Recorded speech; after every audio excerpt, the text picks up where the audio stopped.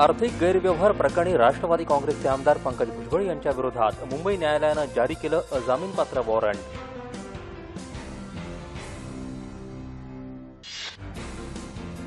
गोधरा जळीत कांडातला प्रमुख सूत्रधार फारुख भानाला गुजरात दहशतवाद विरोधी पथकानं केली अटक।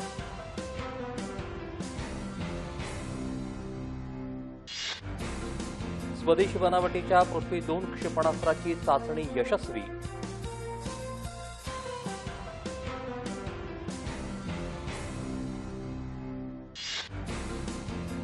राज्यातल्या तीव्र टंचाईग्रस्त जिल्ह्यातल्या जलयुक्त शिवार अभियानाची कामं पूर्ण करण्यासाठी मुख्यमंत्री सहाय्यता निधीतून 16 जिल्ह्यांना प्रत्येकी 2 कोटींचा निधी।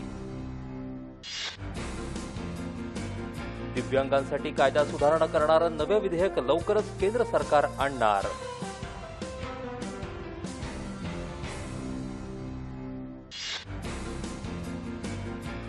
पठाणकोट हल्ला प्रकरणातला आरोपी शाहिद लतीफची तत्कालीन यूपीए सरकारनं 2010 मध्ये सुटका केल्याचा केंद्र सरकारचा खुलासा। भारताच्या प्रस्तावित नकाशा विधेयकाबाबत भारतानं पाकिस्तानला सुनावले आहेत खडे बोल। भारताच्या अंतर्गत बाबींमध्ये हस्तक्षेप नको।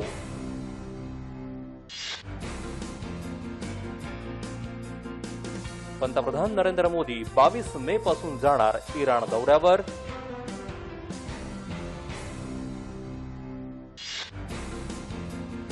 पेट्रोलवरील ₹1.12 तर डिझेलवरील 91 पैसे अधिभार रद्द केल्यामुळे इतर राज्यांपेक्षा महाराष्ट्रात झालं इंधन स्वस्त। पुणे जिल्ह्यातल्या दुष्काळाचा सामना करावा लागणाऱ्या गावांना देण्याकरता पालकमंत्री गिरीश बापट यांच्याकडे केल्या 60 पाण्याच्या टाक्या सुपूर्द।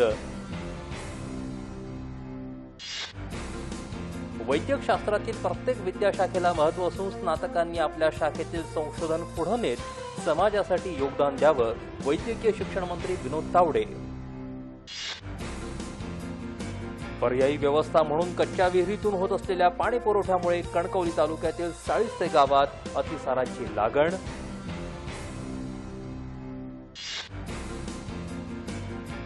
मुंबईत वरळ इथं मधुसूदन गिरणीजवळ आग, अग्निशमन दल घटनास्थळी कार्यरत, वाहतुकीवर काही काळ परिणाम। उबेर कप बॅडमिंटन स्पर्धेत भारतानं केली जर्मनीवर 5-0 फरकानं मात। भारताच्या सायना नेहवालनं मिळवून दिली 1-0 अशी आघाडी।